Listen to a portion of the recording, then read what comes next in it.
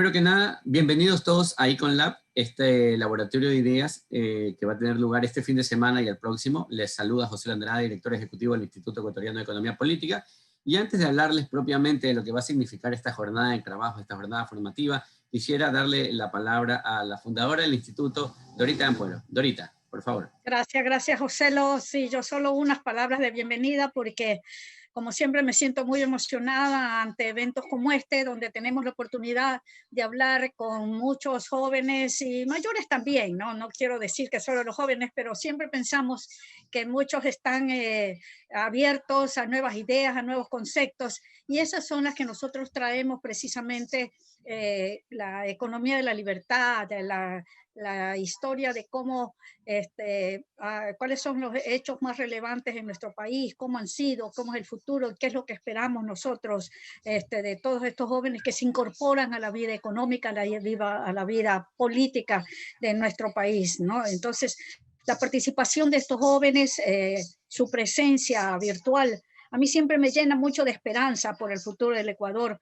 porque implica que están interesados, porque implica que quieren saber qué es lo que está pasando y hacerse pues sus propias teorías explicativas de cómo pueden hacer un futuro mejor para nuestro país.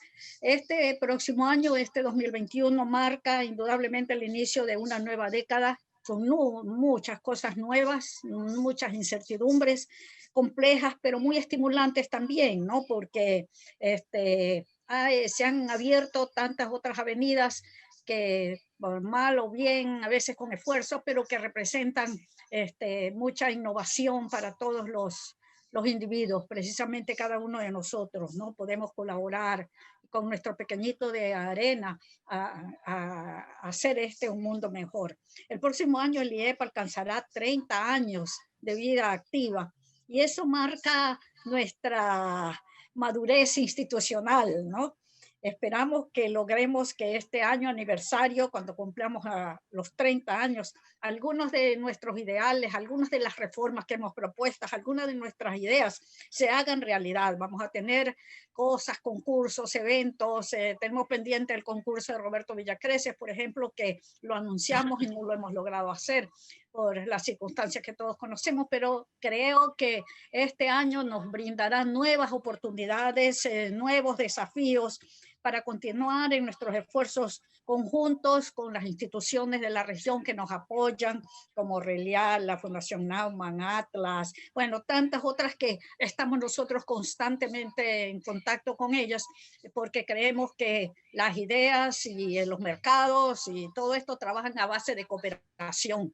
Ese es nuestro fundamento. Tenemos que colaborar para salir adelante. Así que, José, adelante, que hay mucho que hacer.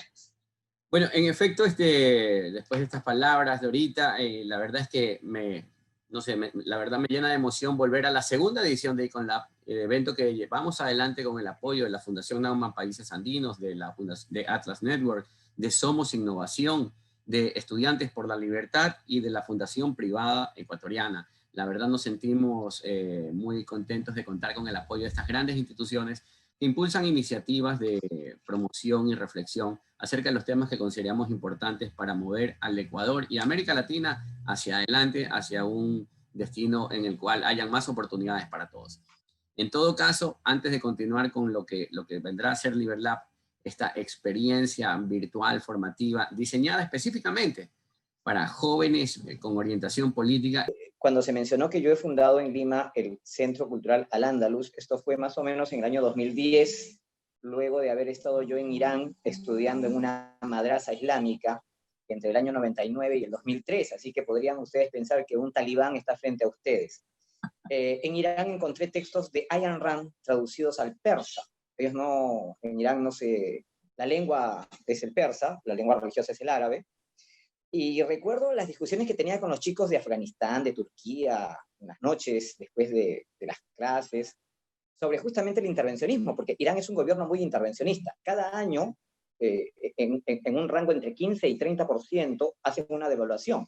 Es más, el entonces líder, hasta ahora líder religioso, Jamenei, que es el jefe, es el representante de Dios en Irán, alababa a un presidente peruano, Alan García, que gobernó el Perú entre el 85 y el 90 y nos llevó a una inflación de más de 7.000%.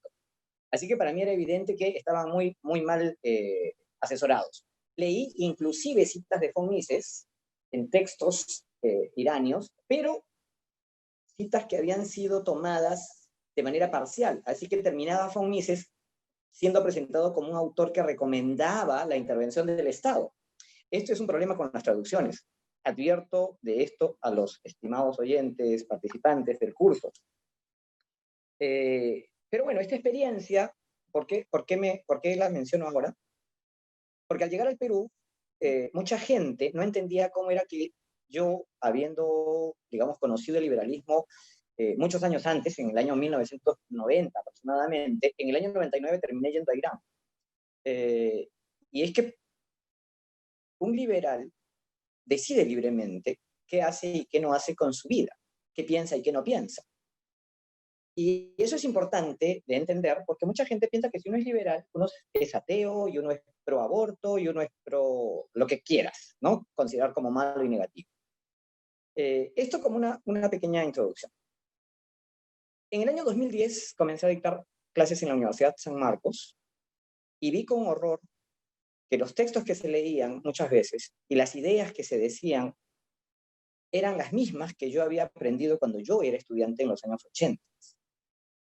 Ya más de 20 años, y estaban en lo mismo. Y en mi universidad habían dos movimientos terroristas que destruyeron la economía peruana y mataron más de 20.000 personas, Sendero Luminoso y el MRTA. Eso a mí me marcó, porque yo en mi salón, sin darme cuenta, ¿no? A los segundo o tercer años nos enteramos que había en nuestras aulas alumnos que eran terroristas, ¿no? ¿Cómo nos enteramos? Porque estaban presos.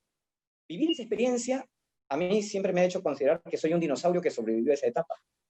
Luego vino los años 90 con una apertura económica, no el liberalismo económico, sino una apertura económica, una reducción de aranceles, una reducción de controles y regulaciones, como bien acaba de señalar Dorita, que son la base para que las familias, los padres de familia, los jóvenes emprendedores, puedan cada sol, cada dólar o euro que invierten, cada hora de trabajo que dedican, puedan verla multiplicada. Con un fenómeno inflacionario, ese esfuerzo se convierte no solamente en cero, sino en menos cero, ¿no? Va en negativo. Pero a partir de los 90 comenzó un proceso de ahorro que hasta ahora nos ha mantenido a nosotros. Y fue en los 90 que yo conocí el Círculo von Mises y conocí las ideas de von Mises, de Ludwig von Hayek, de Bastiat, de Henry Hazlitt, y me cambió totalmente la vida. Comencé yo a utilizar todo ese arsenal de ideas para mis cursos en la Facultad de Educación. Y era muy gracioso porque yo hasta ese momento no hablaba, yo era una persona muy tímida. Yo transpiraba, me llenaba de miedo porque todos eran, pues, ¿no? Profesores o alumnos con mucha experiencia en la oratoria, sobre todo de izquierda. La Universidad de San Marcos se caracteriza por tener una presencia, digamos, bastante relevante de izquierda, aunque no necesariamente son mayoría, pero son los que más hablan y son los que más visibles, digamos. Pero me di cuenta que con los argumentos que yo extraía de estos textos, la lógica económica, era imposible que ellos pudieran responderme o negar mis acertos. Eso me ganó cierta fama de neoliberal, término con el cual yo discrepo, no me considero neoliberal, esa cosa para mí no existe, es una especie de mazamorra mezclada con ceviche, ¿no? Si alguien sabe de la comida peruana sabe que eso es imposible. Pero bueno, ¿a qué me llevó esto? A conocer la filosofía de la libertad, a conocer la teoría austríaca de economía, a conocer la historia peruana. Yo soy profesor de historia, me especialicé en educación en la rama de historia, justamente para conocer por qué el Perú, que había sido hasta 1700, hasta mediados del siglo XVIII, no sé si ustedes conocerán historia colonial, el Perú era desde Panamá hasta el Cabo de Hornos, o sea, toda América del Sur, menos la colonia portuguesa del Brasil, era el virreinato del Perú. Y toda esta gran colonia, ¿no? La base del Imperio Español del Sur, en América, se controlaba desde Lima. Así que yo, por ese lado, nunca entendí cómo era que siendo tan ricos, habíamos llegado, después de 200 años de independencia, a estar tan pobres. estoy hablando de los años 80, antes de los 90. Y entendí una cosa básica, la falta de libertad. Eso me llevó a tratar de entender mejor cómo funcionaba la libertad. Y eso me sirvió, repito, no solo para discutir en mi propio salón de clases, incluso con profesores, sino también cuando fui a Irán, ¿no? Y hablar con profesores o con otros estudiantes de otros países que eran musulmanes, a quienes yo les decía que cómo era posible que ellos negaran la tradición comercial del Islam. El Islam, por ejemplo, en Indonesia, Tailandia, en el sureste asiático, no llegó por conquista militar, llegó por relaciones económicas, algo que Friedrich von Hayek, en su texto La arrogancia fatal, o la fatal arrogancia, señala que es el comercio, la catalaxia, en un término griego, que asimila o significa, ¿no? Trueque, cambio, y también transformar al enemigo en amigo. Es decir, el comercio, el comerciar, hace que los pueblos que hasta ese momento no se conocían o que pudieron haber sido enemigos en algún momento, terminen colaborando, ¿no? Eso es un término acuñado en Grecia para referirse a las relaciones comerciales de muy antigua data. No es a partir de los griegos. Ellos recogen eso de la experiencia de pueblos previos, ¿no? Recuerden que las sociedades comerciales, las primeras ciudades son las de Sumeria, se dedican al comercio intensivamente. Pues bien, el Perú. Ecuador fue parte del Perú. Bueno, América del Sur fue el Perú. En el siglo XVIII, a mediados, hay una nueva dinastía que trae una reforma de origen francés, las reformas borbónicas. Estas reformas borbónicas van a significar el intento de volver eficiente el Estado, de eliminar las injusticias de las autoridades virreinales y de las autoridades locales en el virreinato. Se van a establecer sistemas de supervisión, se va a tratar de elevar, ¿no?, la rentabilidad fiscal, es decir, se van a elevar los impuestos. Modernamente a eso le llaman ampliación de la base tributaria, porque, por ejemplo, los indios estaban exonerados de impuestos. A partir de esas reformas, los indios pagan impuestos, ¿no? Y eso va a provocar una rebelión en el sur del Perú, la rebelión de Tupac Amaru II, que no sé si ustedes conocerán, pero también rebeliones en otros lugares del imperio colonial. Finalmente, este imperio tan grande se fracciona en 3 virreinatos más grandes, más pequeños, ¿no? Y el Perú se constriñe. Una tradición de las reformas borbónicas es mantener el monopolio comercial entre España y sus colonias. Es por eso que nuestra tradición es siempre de rechazo al comercio con otros países o pueblos. Somos casi xenófobos en el caso del Perú, por si acaso. No sé en el Ecuador cómo será, pero en el caso peruano, nuestra tradición nos ha hecho muy herederos, ¿no?, de ese fenómeno. A diferencia de las colonias o de los virreinatos nuevos que están ubicados en la costa atlántica y caribeña, que a partir del siglo XVIII comienzan a recibir contrabandistas que no solamente traen mercancías, sino también ideas, ¿no? Las ideas liberales, ya sea de los ingleses, de los holandeses o de los franceses. Pues bien, en el siglo XIX tenemos un personaje que cambia la región andina, ¿no?, desde Bolivia hasta el Caribe, el Gran Bolívar. Un Napoleón Logan, ¿no es cierto? Él admiraba a Napoleón. ¿Y qué va a tratar de imponer? Un sistema de gobierno totalmente autoritario. En el Perú se aprueba la Constitución vitalicia y la presidencia vitalicia para el señor Bolívar. Es más, nuestros congresistas le ruegan, está en las actas de nuestro Congreso, que en llanto nuestros congresistas le suplican que no se vaya del Perú y que se quede a gobernar hasta su muerte. Y le otorgan el cargo de dictador perpetuo. ¿Por qué hablo de esto? Porque estamos en América Latina y Viena, Austria, en Europa. Hay que aterrizar un poco el contexto cultural. Somos una sociedad basada en un gobierno de arriba para abajo. Y eso ha permeado nuestras instituciones independientes. Eso no ha desaparecido con el grito de las juntas de gobierno. Eso no ha desaparecido con la proclamación de las independencias. Y eso tiene una directa influencia en la forma de gobernar y de establecer la política económica de los países hoy, 200 años después de las independencias. Cuando, por ejemplo, una de las reformas borbónicas para entre comillas, ampliar,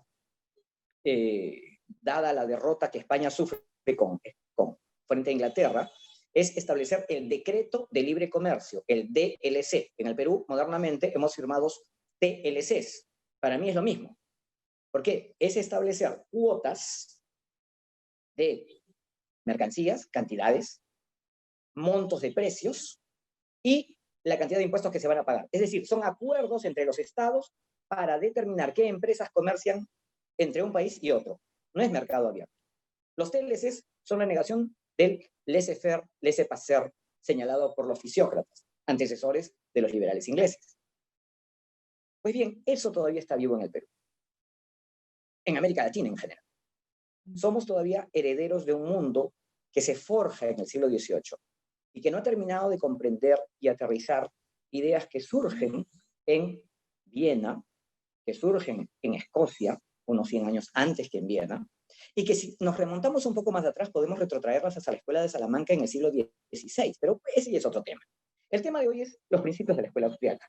Y por ese motivo, ya que ustedes son jóvenes interesados en la participación política, yo he querido recoger dos temas puntuales, dos principios puntuales, que podrían serles útiles a ustedes. La escuela austriaca, ¿no?, ya aterrizando el tema, surge en 1871 con la publicación de un texto de Karl Menger con la intención de revalorar en el mundo de habla germánica, ¿no?, a los teóricos ingleses. Sin embargo, como sabemos, no tuvo mucho éxito. Y es por eso que los alemanes califican a Menger y a los germánicos del sur como los austriacos, ¿no? Es, sin embargo, Menger el que va a generar una tradición de pensamiento que va a no rechazar, sino evaluar, analizar y reconsiderar la teoría del valor. Y van entonces, entre sus aportes principales, señalarse la teoría del valor subjetivo, la teoría o concepto de la utilidad marginal. Uno de los seguidores de la corriente entre fines del siglo XIX e inicios del siglo XX será Ludwig von Mises, quien aplica esto al dinero, ¿no?, y establece o publica un texto, Teoría del dinero y el crédito, ¿no? Actualmente esto, incluso entre algunos austríacos más recientes, está en análisis, en debate, ¿no? Y esta idea de la teoría del dinero va a ser la base para la teoría del ciclo económico austríaca, ¿no?, que es bastante distinta de la teoría del ciclo económico de la escuela de Chicago, fomentada o muy difundida por Milton Friedman, por quien tengo gran respeto, pero que considero un excelente autor para gobiernos socialistas. Como consecuencia de esto, ¿no?, es decir, sucesión histórica o cronológica, ¿no?, tendríamos también los aportes de Friedrich von Hayek, ¿no?, el sistema de precios, que ya había sido señalado también por von Mises, ¿no?, como la base de la expresión de la propiedad privada, lo cual le sirve a von Mises para, en un artículo muy temprano, unos 3 años después de la Revolución Bolchevique, él señala en un artículo que el sistema socialista, la organización económica socialista, es imposible, es inviable, ¿no?, la imposibilidad del cálculo económico en una sociedad socialista. Ese es el título de su paper, ¿no? Pues bien, Hayek, tomando esto, va a señalar más bien que el sistema de precios es además un sistema de información, ¿no?, un sistema de información muy preciso. Alterarlo, por lo tanto, altera completamente y descalibra toda la perspectiva que las personas, las familias y las empresas tienen de su riesgo económico en una sociedad, llevándola al colapso en el mediano o largo plazo a esa sociedad. Asimismo, ¿no?, tomando la idea de que no se puede interferir o intervenir en este mecanismo tan delicado de precios surgido de la propiedad privada, ¿no?, tendríamos que el precio, al ser un dato que nos proporciona información, ¿no?, muchas instituciones surgen de ese mismo modo, es decir, de modo espontáneo. Y es allí donde Hayek plantea que, por ejemplo, el lenguaje, ¿no?, es una institución surgida de modo espontáneo y que nuestro orden social es también un orden espontáneo y nuestro sistema legal es un orden espontáneo. Ojo, aquí hay que hacer una distinción entre el orden legal positivista, ¿no?, surgido desde el poder político, una pequeña cámara de personas, representantes o lo que fuese, que se atribuye el poder para dar leyes y dirigir la vida ajena, o las interacciones entre las personas, de modo pacífico, que permite cierta predictibilidad en el comportamiento de los demás y que con el paso del tiempo, este hábito o costumbre deviene para un observador externo en una ley. Es lo que los griegos llamaban ley o constitución. Constitución no es un documento escrito. Constitución son las conductas, las reglas de conducta que permiten la convivencia pacífica de diversos en un entorno específico de tiempo y lugar. ¿No? A eso le llama von Hayek el orden espontáneo de las instituciones humanas organizadas. Corolario de esto, ¿no?, sería la imposibilidad de la concentración del conocimiento.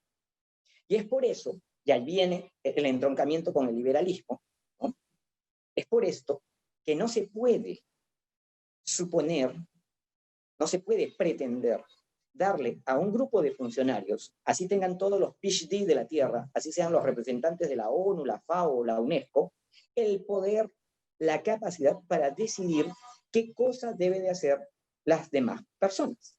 Porque no podrían ellas, estas personas especiales o con cargos especiales, tener todo el conocimiento necesario y preciso para la determinación de las conductas a seguirse. Eso, dice Hayek, es más bien una facultad de cada agente, de cada persona, de cada individuo, en su particular contexto.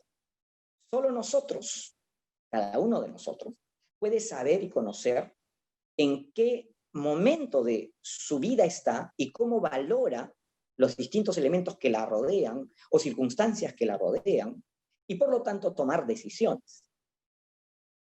Para poder hacer esto, ¿qué necesitamos? Libertad. Libertad de acción, libertad de pensamiento, libertad de expresión. Pero estas libertades no deben ser entonces reguladas por ley, no deben ser constreñidas por ley, no deben ser autorizadas por ley alguna. Cualquier ley que pretenda regular la libertad de expresión, la libertad de prensa, la libertad de pensamiento, es una ley autoritaria que deviene en totalitaria con el tiempo. La gente se va acostumbrando a que hay límites a su libertad y entonces en algún momento, caramba, ¿qué no puedo decir eso? No, señor, usted está siendo agresivo con los demás, no se da cuenta que los demás se ofenden, usted está siendo discriminador, usted no puede decir esas cosas. Entonces yo me callo la boca. Ya no puedo decir eso. Eso es violencia sobre mí. Ojo. Sin querer queriendo, por un efecto sumatorio a través del tiempo, lo que en algún momento consideramos como libertades, hoy en día están descaminándose. Lo que en algún momento se consideró como la Declaración de Independencia, es un documento que yo les recomiendo leer, la Declaración de Independencia, que para mí es la única que vale la pena leer y tenerla grabada en la memoria, ¿no?, y después del Padre Nuestro, o antes si quieren recitarla, ¿no?, es la del 4 de julio de 1776. Derecho a la libertad, derecho a la vida y a la búsqueda de la felicidad. El gobierno debe asegurarte eso. El gobierno no te asegura que seas feliz, el gobierno te asegura que nadie podrá interponerte obstáculos para buscar lo que tú consideras la felicidad según tu subjetiva valoración. Pero he ahí el carácter negativo de la libertad. Si nosotros consideramos que para ser felices tenemos que comernos a nuestros vecinos, eso se llama canibalismo, estamos poniendo en riesgo la vida de nuestros vecinos. En este caso, el gobierno debe impedirnos realizar nuestros deseos. Allí sí no podemos obligar, ¿no? Pero en el ámbito económico, en el ámbito de la realización del trabajo y la labor, ¿no?, el derecho, por ejemplo, a recibir un salario, ¿no?, está determinado ¿por qué? Por la cantidad de trabajadores potenciales existentes en un lugar determinado, por las habilidades que estos poseen y por la oferta de empleo. Cuanto más empresas pequeñas, micro o grandes o medianas existan, habrá una competencia por contratar personas. Pero si tú quieres abrir una empresa y tienes, como decía ahorita hace unos instantes, un montón de regulaciones, tú no vas a poder abrir esa empresa. Entonces tú no te vas a poder convertir en un empleador, tú no vas a poder brindar un puesto de trabajo alto. Y esa persona se va a ver obligada probablemente a mendigar o a robar. El tema de la escuela austriaca, ¿no? Quiero mencionar también un hecho importante. Yo espero que ustedes sean... Esto es algo que les puedo jurar que se me ataca en la garganta porque siempre decía no. Siempre me he opuesto a esto, pero dadas las circunstancias, lo que está pasando últimamente, tanto en mi país, desde hace unos 8 años, lo que acaba de pasar en Chile, desde el año pasado, septiembre, el colapso, ¿no? El colapso del ideal, digamos, de la libertad a manos no de una mayoría de población. Ojo, cuando ustedes vean estas marchas, averigüen con calma, no se asusten, cuál es el porcentaje de población que sale a marchar. En Chile, los que han votado para cambiar la Constitución son, dicen, todos los medios han dicho el 70%, pero es el 70% de los que han ido a votar, que no representan ni siquiera el 50% de la población. O sea, son el tercio de la población chilena la que quiere cambiar la Constitución. 2/3 no la quiere cambiar. En el Perú tuvimos un presidente que duró 5 días, ¿no? Y lo tumbó menos del 10% de la población que vive en Lima. Menos de 1 millón de personas salió a destruir propiedad pública y privada, ¿no? Los medios de comunicación hicieron una especie de show con esto. Las redes sociales se atiborraron de información al respecto, ¿no? Y 29 millones de personas hemos visto caer a un gobierno. Ojo, ¿qué es esto? Esto es una valoración subjetiva. Estamos viendo en el ámbito político cómo una demanda concentrada, ¿no?, logra impacto político. Y se puede destruir un gobierno así, y se puede llevar abajo años de evolución, de esfuerzo, trabajo y ahorro de cientos y miles de familias. Así que hay que tener mucho cuidado. Yo por eso ahora he cambiado mi discurso. Antes yo decía, lean y estudien y escriban. Y si pueden, tengan programas o escriban libros, qué sé yo. Ahora les digo, lean mucho, lean suficiente y conviértanse en asesores de políticos o en políticos. Porque en América Latina tenemos políticos sin mucha educación económica o con pésima educación económica. Me refiero a la educación económica intervencionista, socialista y populista, pero casi ninguno liberal, ¿no? Pues bien, un tema importantísimo en nuestros países es manejar el tema de la inflación, ¿no? Este es un fenómeno común generado por la negación o la ignorancia, ¿no?, de que este proceso de incremento de la masa monetaria tiene un efecto directo en grupos específicos de la población. Es decir, afecta no todos los precios de manera general y equilibrada o al mismo tiempo, sino que genera distorsiones. Al generar distorsiones, algunos reciben el dinero recién impreso, ellos tienen por lo tanto mayor capacidad de demanda. Al tener mayor capacidad de demanda, los recursos que demandan se vuelven más caros respecto de personas que no han recibido este dinero nuevo, y por lo tanto, estas comienzan a exigir mayor cantidad de sueldo, con lo cual la inflación genera una espiral. En el Perú eso se convirtió en hiperinflación, y eso le pasa a cualquier país del mundo, ¿no? Creo que Joselo en su primera participación mencionó, no se olvidó, yo me sentí mal, porque Perú es un caso emblemático también de hiperinflación, ¿no? En año y medio llegamos a 7.000%, somos un país récord, ¿no? Claro, negativo. No es algo que me haga sentir orgulloso de ser peruano, pero por lo menos podemos decir, no se debe de hacer eso. No se debe de, cuando los precios comienzan a elevarse, del costo de vida, de los alimentos en las calles, aceptar que se ordene a los empresarios que las instituciones del Estado comiencen a elevar los sueldos a través del este criterio llamado salario mínimo vital. Contra la falacia del salario mínimo vital, yo les recomiendo leer a un von Mises Lover, ¿no? Henry Hazlitt, que tiene un libro muy importante, es un economista, es un periodista económico del siglo pasado, Economía en una lección. Y allí desmenuza una por una las falacias económicas más comunes en América Latina, que en su época eran muy comunes en los Estados Unidos también. Pues bien, el fenómeno de la inflación es algo contra lo cual ustedes tienen que luchar siempre, señalando que la inflación, como decía von Mises, es un impuesto contra los pobres.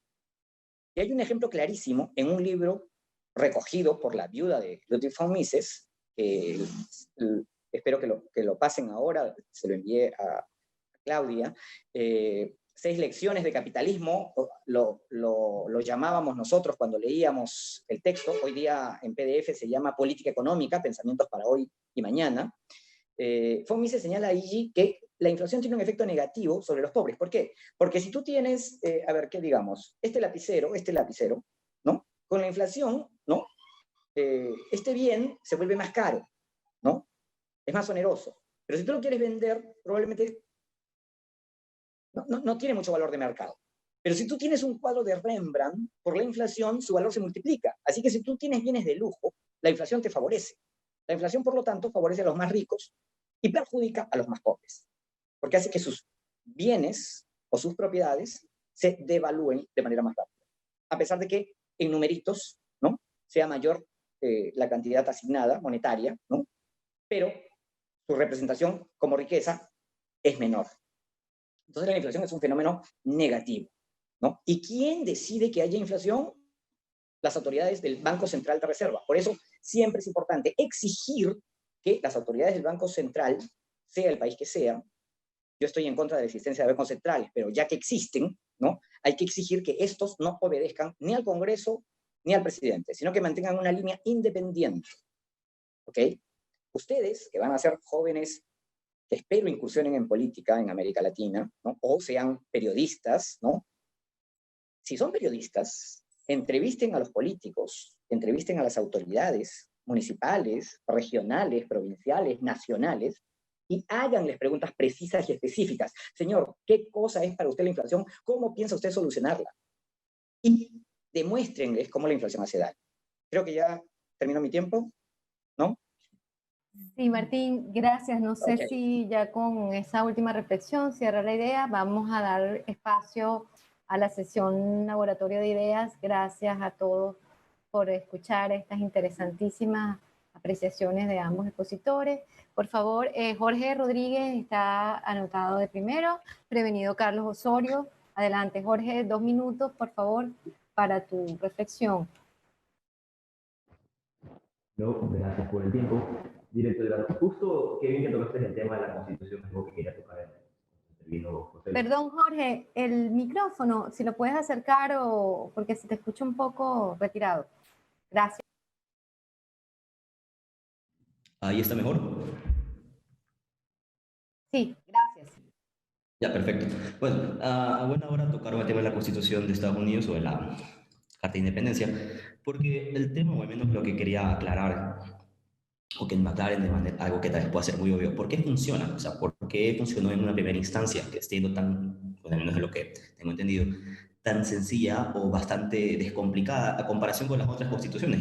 Tomemos ejemplo la de Ecuador, que es un panfleto así gigante, puede ser de pieza de papel, pero comparada con la que tenemos dentro de Estados Unidos, o la que estaba en Estados Unidos, sin contar todas las enmiendas que tienen, ¿por qué funcionó en esa manera tan sencilla? ¿Por qué funcionó en su comienzo? ¿O sigue funcionando también? Esa es mi pregunta, básicamente. Si nos puede dar una acotación al respecto.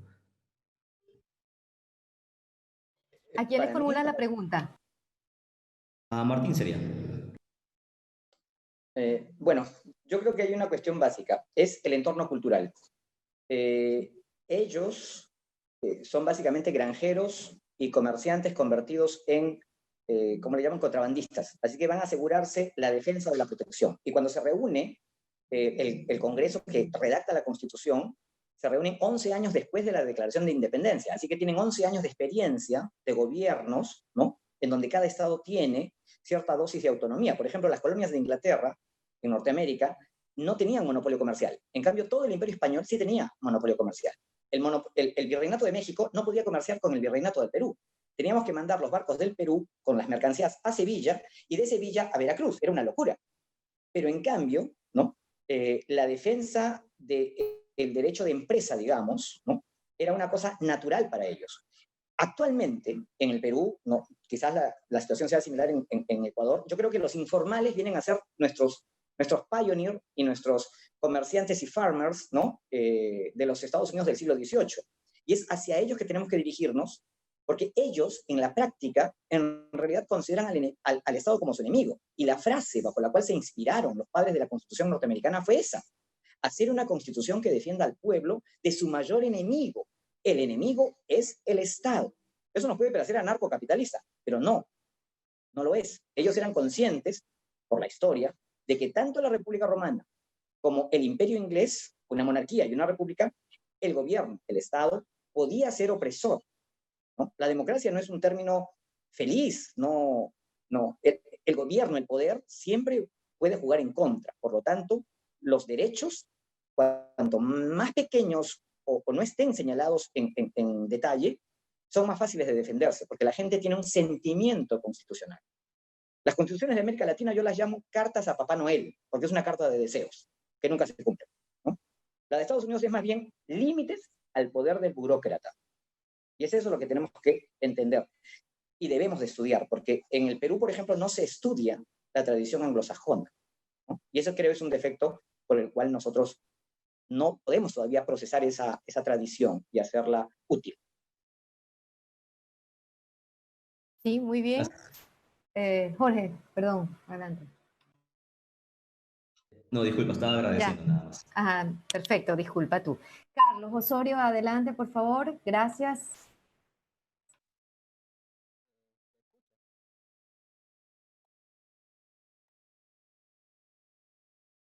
Carlos, ¿estás por allí? Hola, Carlos. Como que ya tuvo que retirarse. David. Ahí está, ahí está. Carlos, te escuchamos.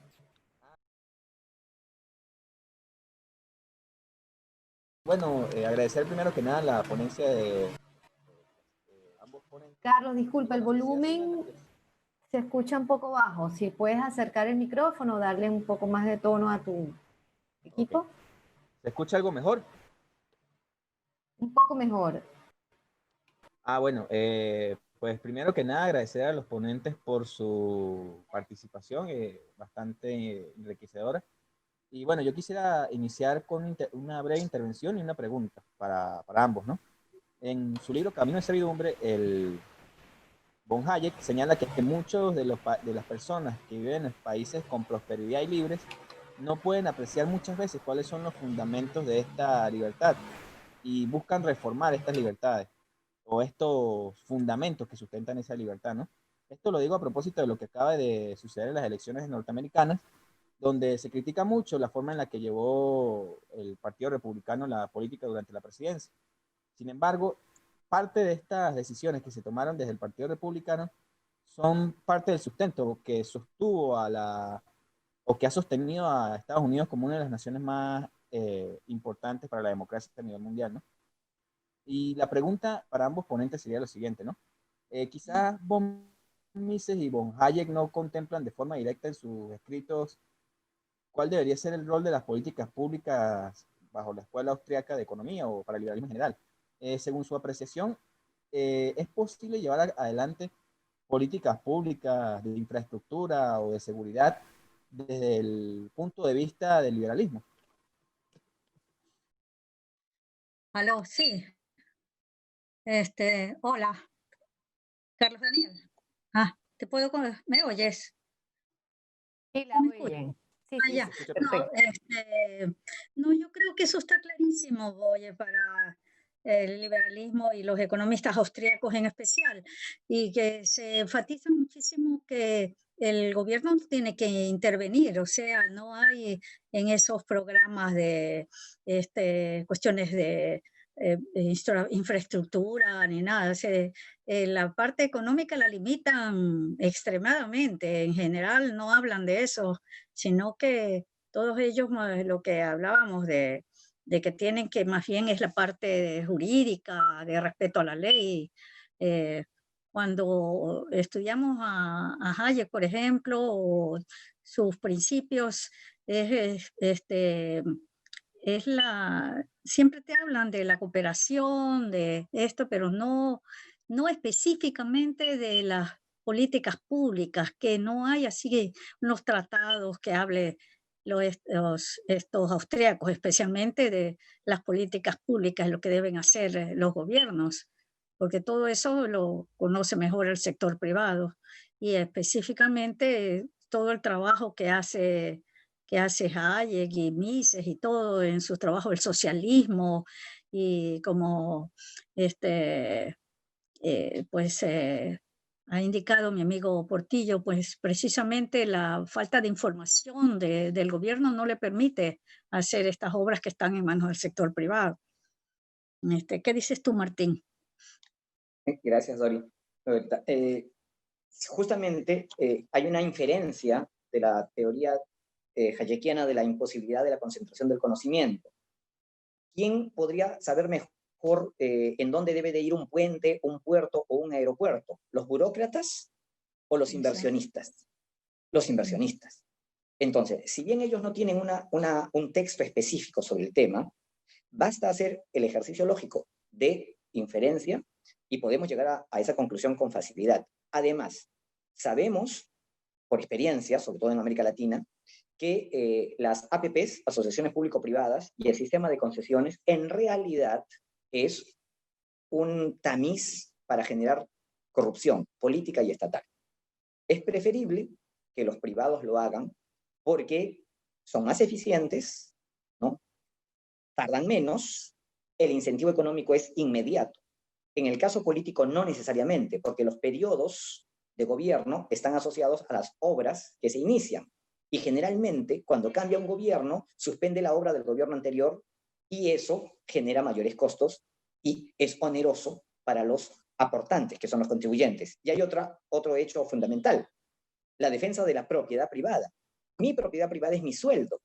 ¿Con qué derecho alguien me quita a mí 10% o 5% de mi sueldo para construir un puente y ese 5% de mi sueldo, que soy profesor, que no gana mucho, ¿no? Se lo dan a un empresario que ha pagado una coima para hacer el puente? Hablemos de Odebrecht. Entonces, es un robo. Las públicas son un robo. Así partan de la mejor de las intenciones, están construidas o estructuradas sobre la base de la imposición, la fuerza del Estado para quitarle a la gente su dinero y dárselo a algunos empresarios, en lugar de que los empresarios pongan de su propio dinero bajo su cuenta y riesgo. Es por eso que en el Perú, y me imagino en América Latina, los socialistas tienen razón cuando critican al empresariado, porque el empresariado no se vale por sí mismo, se vale por su alianza política, que les permite a ellos tener mercados cautivos. Y contra eso están los liberales desde el siglo XVIII, inclusive el XVII podría decirse, contra la asociación, y eso lo dice Adam Smith, asociación entre comerciantes y las autoridades del gobierno real en esa época en Inglaterra, ¿no? Entonces tenemos que, así como hay separación iglesia-estado, separación empresa-estado. Alguien quiere poner una carretera, puede ser un club de vecinos, puede ser una empresa, lo hará en función de su costo, beneficio y el nivel de eficiencia. Y obviamente solo podrá verse eso realizado si es que genera utilidad pública. Por eso les recomiendo a Henry Hazlitt. Él desmenuza estos detalles, ¿no?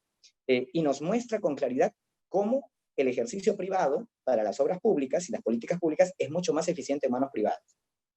Sí, y por eso es que ponen un énfasis muy grande en el empresario, que es uno de los grandes aportes que ha hecho también todos estos, ¿no? Kirchner y todo, en el empresario, que es el alerta, el que ve las posibilidades, el que ve las oportunidades, que eso no sucede en el sector del gobierno. Entonces el empresario es el que está dispuesto a tomar riesgo, es todo un estudio muy importante que tienen los economistas austríacos con respecto al empresario, como tú lo estás indicando. Excelente precisión. Excelente precisión. Buenísimo. Bueno, David Víquez, por favor, adelante, y prevenido Roberto Rodríguez. Listo. Qué gusto estar con ustedes esta noche compartiendo ideas. Mi primera pregunta quiero hacerle a Dora y la segunda a Martín. La primera, ¿qué opina Dora sobre la legalización de las armas y el derecho a la autodefensa? ¿Cree usted que la pólvora es la mejor manera de producir la igualdad entre el débil y el fuerte? Y especialmente en el caso, por ejemplo, desde el 2014 se ha tipificado en Ecuador el femicidio y no han bajado las cifras. ¿Cree que usted que armar y entrenar a las mujeres resolverá de mejor manera, ya que el Estado ha sido ineficiente, no ha podido garantizar ni la justicia ni la seguridad? Hace algunos días hubo una noticia de que incluso las mujeres con todo y boleta de auxilio no sirvió de nada prácticamente. Entonces, ¿qué opina respecto de las armas? Y para Martín, qué mejor que usted nos converse un poco sobre el mariateguismo del Perú, ya que en el Ecuador en este momento hay un líder indígena tratando de difundir esas ideas en el sector rural. ¿A qué peligros estamos expuestos si es que logra tener esa aceptación? Muchas gracias.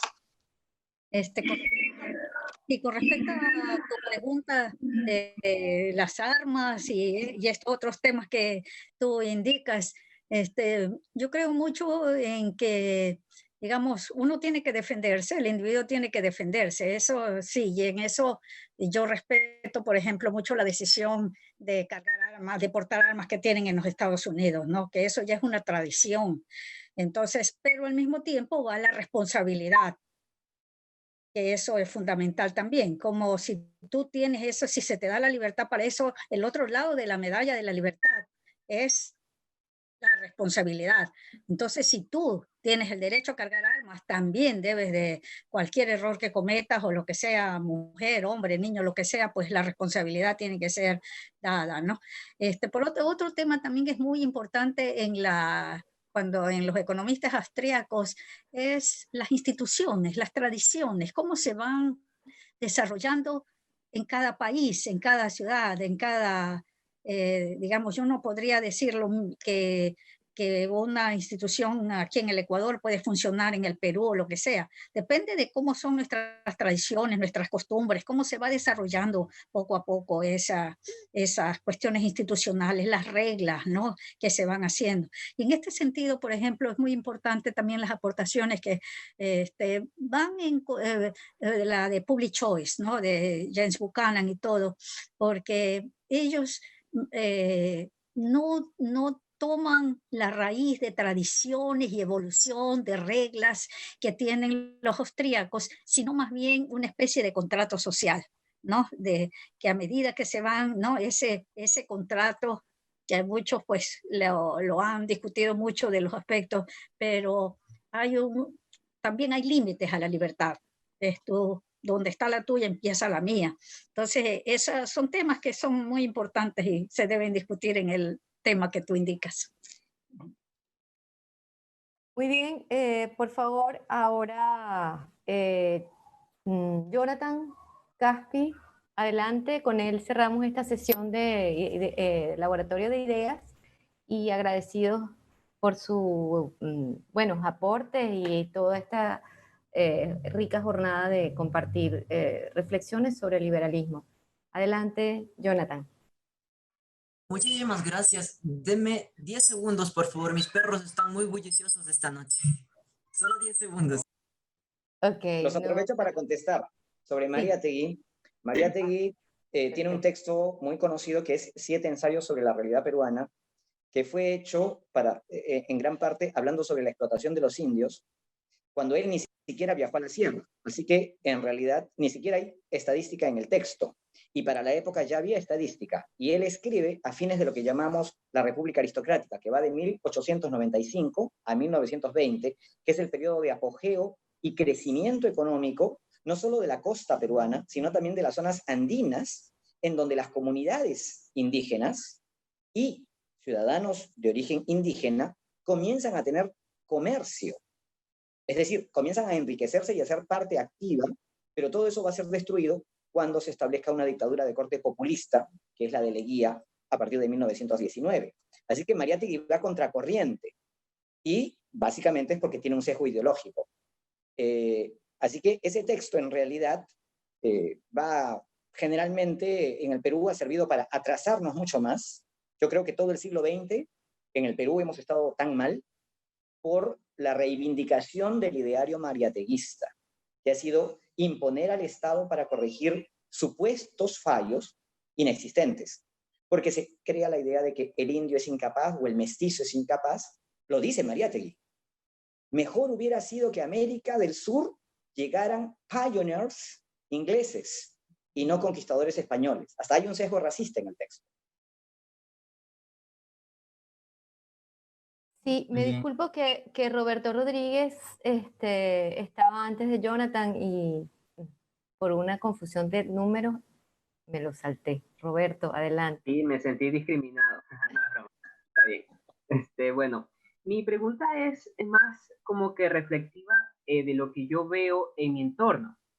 Veo que la idea del liberalismo como tal es muy eh, mal vista. Es como que cómo se plantea aquí es mediante lo políticamente correcto. Las ideas socialistas se las dicen a voz en cuello con fuerza, mientras que las posturas liberales son como que más tenues, las personas tienden a bajar la voz. ¿Cómo se pelea contra eso? Le pregunto a doña Dorita. Sí, sí, oye, realmente tu pregunta me trae una ocasión en una conferencia en Bolivia. Yo estaba contándoles la historia de un levantamiento indígena que había sido hace años y cómo ellos lanzaban piedras, destruían, etcétera, como generalmente sucede, como lo vimos en octubre último y todo, ¿no?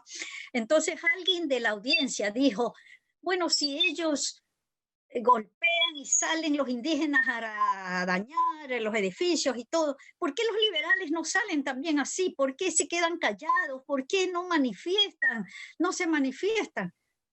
Entonces, yo no supe qué contestarle, pero pensándolo después, no es que nosotros no salimos a dar golpes, no podemos, somos pacíficos, queremos, ese es nuestro ideal, porque tú cómo vas a entrar al comercio, cómo vas a entrar a intercambiar, no lo haces pues a violencia, sino que necesitas un ambiente de paz, de tranquilidad. Y yo creo que eso es lo que tenemos en la cabeza los liberales, entonces se nos hace difícil estas cuestiones de violencia y de cosas, no sabemos actuar en ese respecto así. Más bien a veces pues nos quedamos callados, a lo menos yo cuando veo una discusión de esa naturaleza, me voy para otro lado. Ese es tu tema, ese no es el mío, yo no voy a utilizar estos términos, me voy para allá.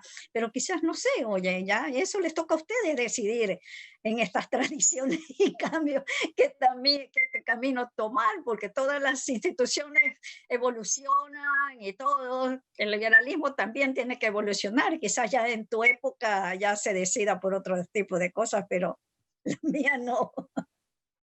¿Puedo agregar una palabra? Claro, por Sí. supuesto, adelante. Sí, sí, total. Es bastante curioso que nosotros, hispanohablantes, castellanohablantes, hemos olvidado el origen de la palabra liberal. Es una palabra castellana. Los ingleses la toman de España. Y liberal viene de liberalidad, que es el gesto de generosidad que un particular en España tenía respecto de personas pobres. La liberalidad se entiende como dar de mis bienes o de mi dinero para aquellos que algo requieren o necesitan, es decir, brindar ayuda. Eso es la liberalidad, y de allí el término liberal. Y cuando alguien te dice o te critica porque eres liberal, la otra forma es, o sea, que estás en contra de la libertad de las personas, porque los liberales en el siglo XVIII, XIX, XVII inclusive, hablan en contra de la esclavitud. Así que tenemos una tradición ética y moral que es inatacable. Si tú estás en contra de la libertad, ¿quiere decir que prefieres la esclavitud? ¿Me estás diciendo eso? Es lo que deberías de, digamos, proponerle, ¿no? a ver si entiende que no se puede ir contra la libertad. Eso es un absurdo. Y eso nos ennoblece. Así es, de acuerdo. Correcto. Bueno, finalmente estás habilitado para tu pregunta y tus perritos ya tranquilos. No sabemos cómo lo hiciste, pero lo lograste.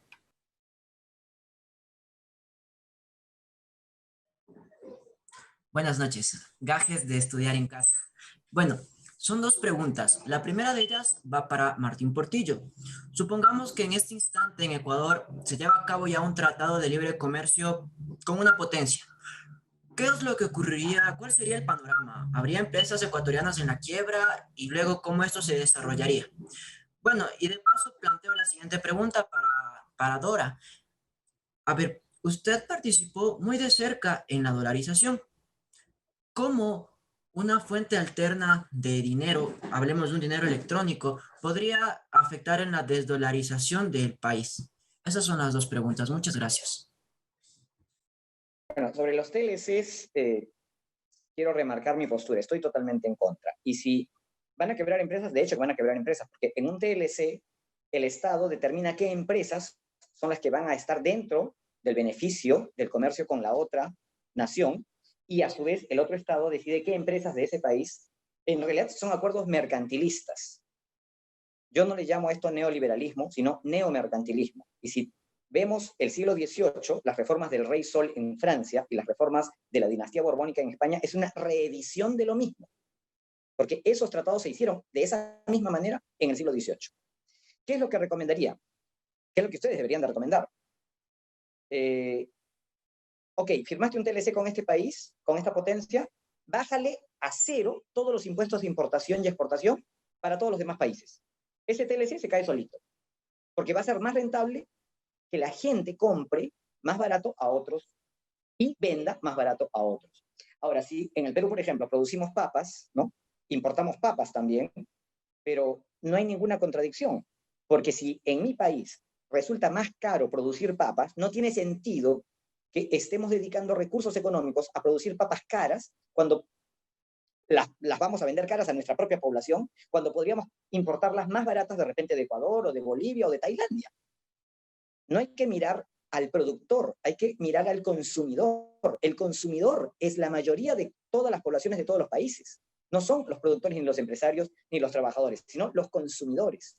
Ese es otro aporte de la teoría austríaca, la primacía del consumidor, centrarnos en el análisis de los beneficios para el consumidor. Y el consumidor, en este caso, se va a ver beneficiado cuando le bajamos los impuestos a cero a la importación y a la exportación. ¿No? Mira, con respecto a la pregunta que hace,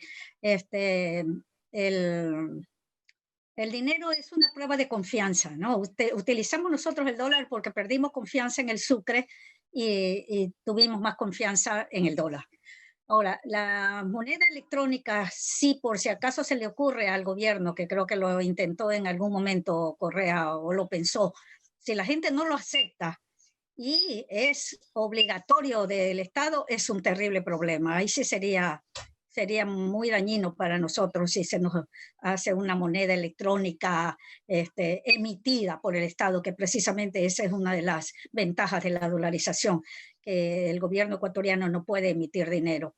Pero en cuanto a moneda digital, no sabemos, las cosas están dándose muy rápidamente y en el sector privado, si es en el sector privado, las monedas digitales que salgan, bienvenidas, con tal de que la gente tenga confianza y crea en ellos. Ese es realmente el punto importante en aceptar una moneda, que la gente tenga confianza. Y no sabemos qué nuevos adelantos se van a hacer, hay muchas ideas que están saliendo actualmente, así que en cualquier momento tenemos ya monedas digitales privadas. La valoración subjetiva, como decía von Mises, Así en su teoría del dinero. Completamente, Martín. Claudia, ¿te me fuiste, Claudia? Ya se cansó, Claudia. Ok, bueno, magníficas intervenciones, la verdad que los felicito muchísimo. Yo creo que hemos hemos llegado al final del programa el día de hoy. La verdad nos extendimos un poquito porque no podía ser de otra manera. Cuando las intervenciones son buenas, pues hay que dejar hablar al expositor. Entonces, claro, si hubieran sido socialistas, hace rato que hubiéramos abandonado el salón. En todo caso, chicos, esta fue la primera jornada de EconLab 2020. El día de mañana los esperamos, así mismo temprano, para hablar sobre si los cambios constitucionales son lo que necesita América Latina. Pueden estos resolver los problemas que tenemos. Y para ello va a haber un foro muy interesante con Oscar Terán de acá de Ecuador, Pedro Ruchurto de Venezuela, José Valenzuela de Chile. Bueno, va a ser sumamente interesante, les recomiendo muchísimo estar muy atentos a eso. Y otro sobre la evolución es cooperación, dirigido por Jorge Gómez de Fundación para el Progreso de Chile. Mejor dicho, la tarde y noche del día de mañana van a estar fantásticas, así que los esperamos, pilas y corran la voz, EconLab, y ustedes son el equipo que pueden cambiar al país con estas ideas. Así que muchísimas gracias, muy buenas noches. Gracias Dorita, gracias Martín por tu presencia el día de hoy. Gracias chicos por haber participado. Gracias Claudia y amigos que hicieron posible este evento. Así que nos vemos para la próxima ocasión el día de mañana. Chao, chao. Cuídense. Gracias. Gracias. Felicitaciones, felicitaciones Martín. Nos vemos, gracias. Un gran abrazo. Sí.